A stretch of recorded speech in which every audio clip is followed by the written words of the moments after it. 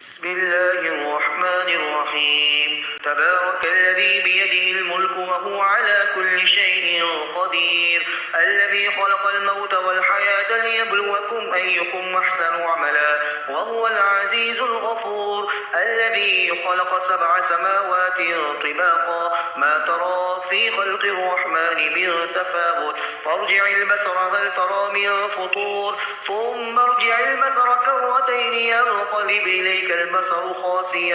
خاسئا وهو حسير ولقد زينا السماء الدنيا بمصابيح وجعلناها رجوما للشياطين وأعتدنا لهم عذاب السعير وللذين كفروا بربهم عذاب جهنم وبئس المصير إذا ألقوا فيها سمعوا لها شهيقا وهي تفور تكاد تميز من الغيظ كلما ألقي فيها فوج سألهم خزنتها ألم يأتكم نذير قالوا بلى قد جاءنا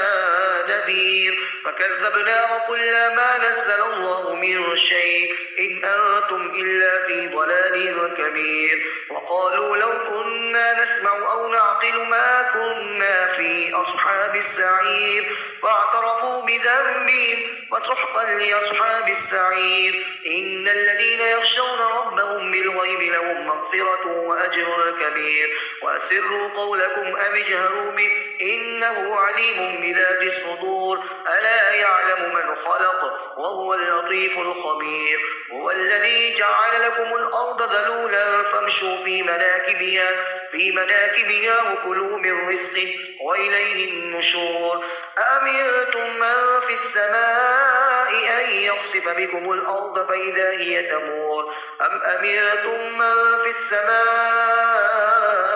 أن يرسل عليكم حاصبا فستعلمون كيف نذير ولقد كذب الذين من قبلهم فكيف كان نكير أولم يروا إلى الطير فوقهم صافات ويقبض ما يمسكهن إلا الرحمن إنه بكل شيء بصير أمن هذا الذي هو جند لكم ينصركم من دون الرحمن إن الكافرون إلا في غرور أمن هذا الذي يرزقكم إن أمسك رزقه بل لجوا في عتو ونفور أفمن يمشي مكبا على وجهه أهدى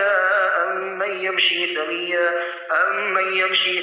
على صراط مستقيم قل هو الذي أنشأكم وجعل لكم السمع والأبصار والأفئدة قليلا ما تشكرون قل هو الذي ذرأكم في الأرض وإليه تحشرون ويقولون متى هذا الوعد إن كنتم صادقين قل إنما العلم عند الله وإنما أنا نذير مبين فلما رأوه زلفة سيئت وجوه الذين كفروا وقيل هذا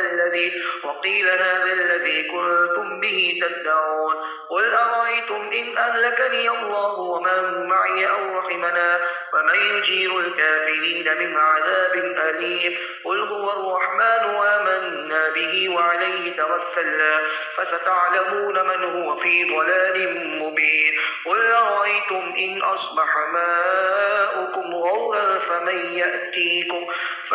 يأتيكم بماء معين صدق الله العظيم.